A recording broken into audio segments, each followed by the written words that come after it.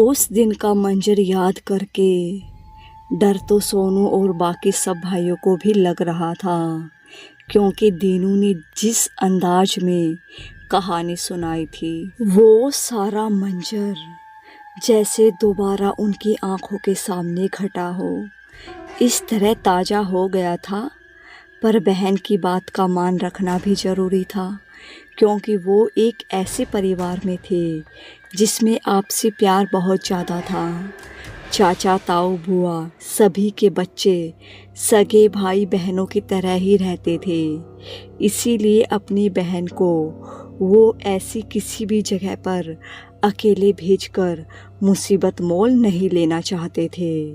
चंदू को छोड़ सब जहाँ सोच रहे थे कि रात धीरे धीरे गुजरे, वही रानो सोच रही थी कि कब सुबह हो और वो उस हवेली का राज पता करके आए। डर, खौफ और बेचैनी से सबकी रात गुजरी। सुबह अपनी दिनचर्या से मुक्त होकर ताऊ जी के बाड़े के पीछे एकदम शांत सुनसान जगह पर सब इकट्ठा हुए और वहां जाने की योजना बनाने लगे। शाम को 5 बजे खेलने के बहाने से बाहर निकलने की योजना बनी। रानू ने हवेली का राज पता करने के लिए कुछ सामान साथ ले चलने को कहा, जिसमें पानी की बोतल, 2 लाठी, माचिस, गुलेल, चाकू और रस्सी साथ ले चलने को कहा। रानू के अलावा किसी को पता नहीं था कि ये सब सामान साथ ले चलने को क्यों कहा। सारे भाई दिमाग लगा रहे थे कि अगर वहाँ भूत हुआ तो क्या इन सब सामानों से पकड़ में आ जाएगा या डर के भाग जाएगा। पर रानू ने एक जवाब देकर सबको चुप कर दिया कि हम जहाँ जा रहे हैं वहाँ जाने पर पता चल जाएगा कि ये सब चीज़ें काम आएंगी भी या नहीं। हो सकता है किसी चीज़ की ज़रूरत ही ना पड़े, या हो सकता है कि सब काम आ जाए। इसीलिए सब चीज़ें रख लो, कुछ भूलना मत। गोलू और प्रभु का तो बिल्कुल भी जाने का मन नहीं था, पर 5 बजते ही सब दादी से पड़ोस में खेलने की बात बोलकर निकल लिए। गर्मी के दिन थे और 5 बजे भी भयंकर धूप थी। सब मुंह पर कपड़ा बांधकर घर से निकले। रास्ते में 1-2 गांव वालों ने सातों को एक साथ ऐसे जाते हुए पूछ ही लिया कि कहाँ जा रहे हो, पर सबका एक ही जवाब था, ऐसे ही घूम रहे हैं गांव में। छाँव में बैठ बैठ कर टीले तक पहुंचने में कुछ टाइम लगा दिया। वो जैसे ही उस टीले के पास पहुंचे, वहां दोबारा तेज हवा घूम घूम कर चलने लगी। रानी और चंदू को छोड़ सब चिल्लाए। सोनू ने कहा, देखो भूत वापस आ गया, लौट चलो। रानी ने कहा, रुको मुझे देखने दो। जिस तरफ से हवा घूम घूम कर उठ रही थी, रानी उस तरफ गई। रानी ने 2-3 मिनट वहां देखा, फिर टीले से नीचे उतर कर देखा। सारे भाई चुपचाप रानी को देख रहे थे। गोलू ने कहा, रानी दी को डर नहीं लग रहा है, वो भूत के पास जा रही है। चंदू ने कहा, चुपचाप देखो। फिर रानी हंसने लगी और बोली, लो आपका पहला भूत तो यही मारा गया। मारा गया? वो कैसे? सोनू ने पूछा। देखो मैं आपको दिखाती हूँ।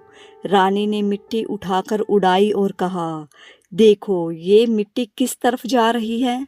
सबने देखा कि आगे की तरफ जा रही है। कुछ टीले अर्धचक्राकार आकृति में थे, हवा उस तरफ ही जा रही थी। रानी ने कहा, जब हवा 2 तरफ या चारों तरफ से आकर मिलती है तो अपने आप इस तरीके की चक्री की तरह घूमदार हवा में बवंडर बनते हैं। ये जब बड़े स्तर पर होते हैं तो इसे चक्रवात कहा जाता है। देखो खुद अपनी आंखों से, ये कोई भूत नहीं है, केवल हवा है। चंदू ने कहा, देखा मैं एकदम सही था। चलो अब पुरानी हवेली का भूत भी देखकर आते हैं। दीनू ने कहा, पर दीदी एक बात बोलूं, अभी हमें वहाँ भूत नहीं मिलेगा। क्यों?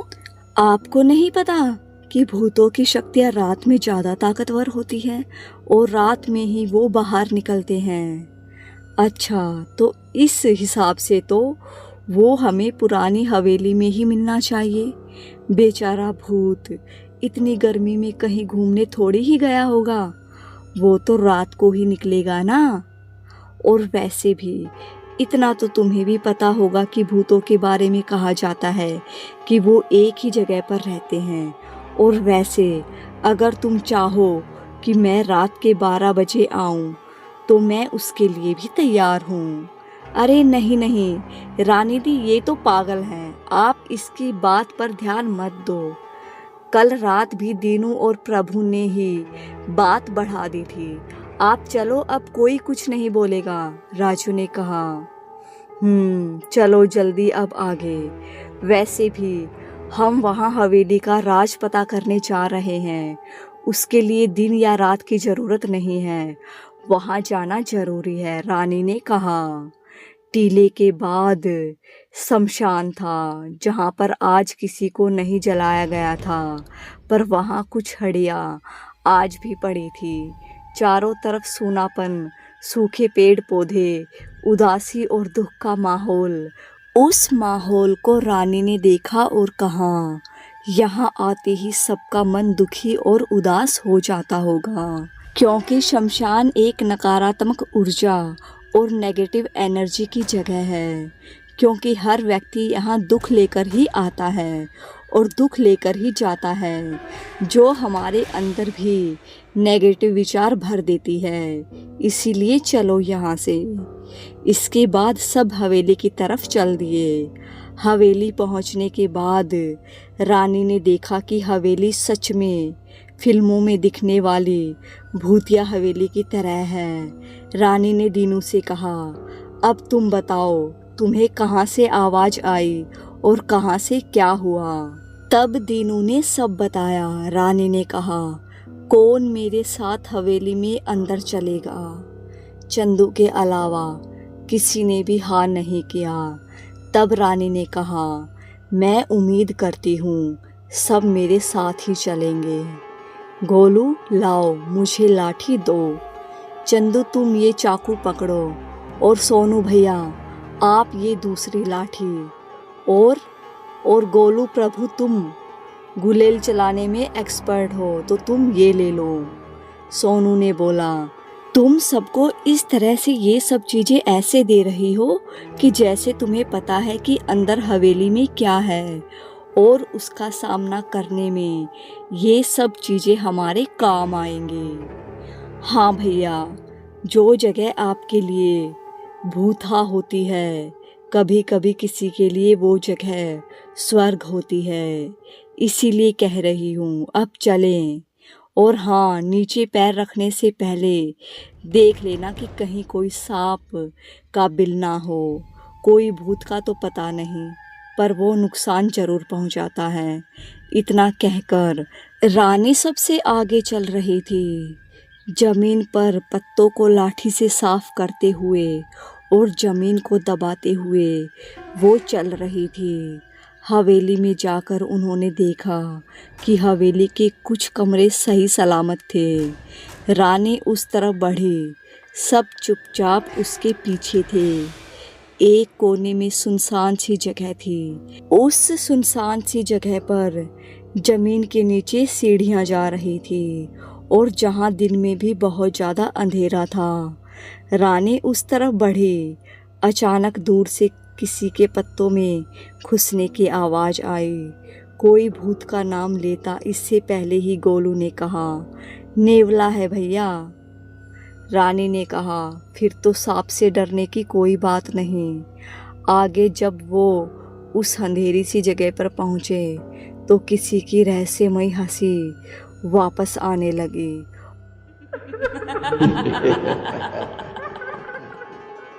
और अंधेरे में पहले 2 फिर 4 आंखें चमक उठी।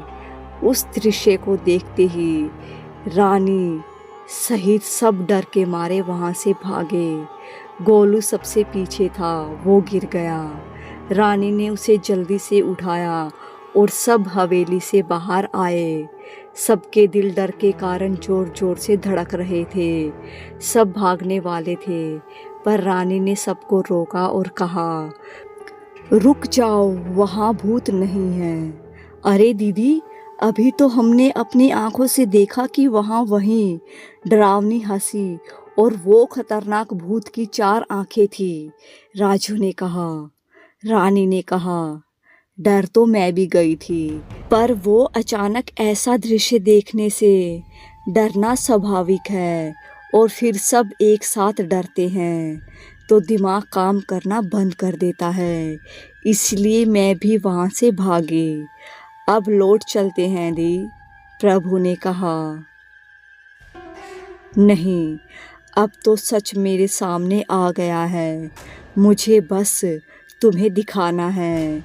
चलो, वहाँ भूत नहीं है, रानी ने कहा। हाँ दी, मुझे ये आवाज़ जानी पहचानी लगी है, जैसे मैंने कहीं सुनी हो। हाँ, शायद ये आवाज़। चंदू पूरी बात कहता, इससे पहले ही रानी ने उसे चुप रहने का इशारा किया। रानी ने गोलू और प्रभु से कहा कि सूखे पत्तों को उठा लें, और जैसे ही वो बोले, माचिस से उसमें आग लगाता जाए। पानी पीकर सब दोबारा उस तरफ गए। रानी ने कहा कि अपनी लाठी, गुलेल, चाकू सब तैयार रखना, और उस सुनसान जगह पर जाते ही वापस वो हंसी गूंजने लगी और वो आंखें चमक उठी। रानी ने कहा, सबको कसम है, जो कोई भी भागा तो अब बस कुछ ही सेकंड में पता लग जाएगा कि हवेली में कौन हंसता है। अगर आज भाग गए तो हमेशा डरते रहोगे। रानी ने पत्ते जलाने का इशारा किया और नीचे की तरफ फेंका, और सबने देखा कि वहाँ 2 लगड़बगे थे, जिसे जरख भी कहा जाता है, और जो अपनी रहस्यमयी इंसानी हंसी के लिए प्रसिद्ध हैं। उन सबको देखकर वो सजग हो गए और डरावनी आवाज़ें निकालने लगे। रानी ने देखा कि वो उनकी तरफ आ रहे हैं, तो रानी ने कहा कि सब धीरे धीरे पीछे चलो, कोई भी भागने की कोशिश मत करना। और वो उजाले की तरफ आ गए। वो उनकी तरफ आक्रामक मुद्रा में थे। रानी ने कहा, चलो, बचपन से लेकर आज तक जितनी भी फिल्में देखी और उनमें जैसे लड़ना देखा, आज दिखा दो। तब गोलू और प्रभु ने गुलेल से मारना शुरू किया, और इधर सोनू और रानी ने लाठी संभाल ली। बाकी सब ने भी आसपास से लकड़ियां इकट्ठी कर ली। कुछ ही देर में उन जानवरों को समझ आ गया कि वो इनसे नहीं जीत सकते, तो वो वहाँ से निकल गए। रानी ने कहा, देखा, ये है तुम्हारा भूत। मैं आप सबको एक बात बता देती हूँ कि जो ये लगड़बग्गा होता है ना, ये कुत्ता प्रजाति का एक जानवर है, जैसे भेड़िया लोमड़ी होते हैं। ये जब भोजन खाता है तो खुशी से हंसता है। ये एक परिवार है जो सुनसान जगह देखकर यहाँ रहने लगे होंगे, वरना अक्सर ये झुंड में रहते हैं और शेर तक को अपना शिकार छोड़ने पर मजबूर कर देते हैं। और इसके अलावा तुमने कहा था कि अचानक हवाएं चलने लगे, तो याद रखो, आंधी या तूफान वायु दाब की वजह से ही आता है। यानी जहाँ पर हवा बिल्कुल बंद हो जाती है, आंधी तूफान आने की संभावना सबसे ज़्यादा वहीं होती है। तो अब समझ आया कि भूत है या नहीं? चंदू ने कहा, मैंने भी टीवी पर डिस्कवरी में देखा था और सुना था इस जानवर की हंसी को, इसीलिए मुझे अंदाजा हो गया था कि ये जरूर लगड़बग्गाई है, भूत नहीं। हमें जहाँ तक हो सके सच का पता किए बिना ही मन से ही हमें किसी चीज़ को भूत नहीं बनाना चाहिए। गोलू ने कहा, दी, आपने एकदम सही कहा था कि आप अगर पहले ही किसी चीज़ से डर कर जाओगे और उसकी सच्चाई पता करने की कोशिश नहीं करोगे तो वो आपके सामने भूत बन जाएगी। भूत केवल हमारे मन का एक डर है, जैसे हम कहते हैं ना, परीक्षा का भूत। वाह क्या बात है गोलू। रानी ने गोलू को गले लगाया और फिर सारे भाई बहन एक साथ गले लग गए। रानी खुश थी कि पुरानी हवेली के राज का पता लगाने के उसके इस कदम ने उसके भाइयों के मन से भूत का डर हटा दिया। सोनू ने कहा, हम गांव वालों ने बिना बात ही पुरानी हवेली का भूत बना रखा था। अब हम भी सब गांव वालों को पुरानी हवेली का राज बताएंगे और इस जगह को किसी काम के लायक बनाएंगे। न जाने कितनी ऐसी जगह हैं जो इस भूत के डर के मारे किसी के भी काम नहीं आती है।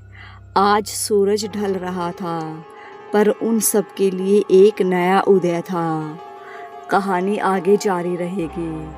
कहानी का अगला भाग सुनने के लिए मुझे सब्सक्राइब करना न भूलें और कहानी कैसी लगी कमेंट के ज़रिए ज़रूर बताइएगा।